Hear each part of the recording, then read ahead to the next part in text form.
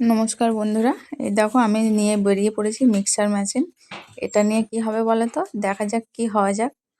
এই যে রেডি, ওই যে চাল বিড়ি কলাই ভিজছে, এগুলো এখন গোড়ানো হবে। গুঁড়িয়ে কি হবে তোমরা কমেন্টে জানাও। এই যে চাল ডাল একটু জল ঢেলে দিলাম, এবার ঘুরিয়ে নেব। এবার মিক্সারে ঘুরিয়ে পেস্ট বানিয়ে নেবো একটা, তারপর হবে আসল জিনিস। তো দেখতে থাকো, দেখা হচ্ছে পরের ভিডিওয়। চাল বাটাটা দারুণ হয়েছে, এই যে ঢেলে নিলাম।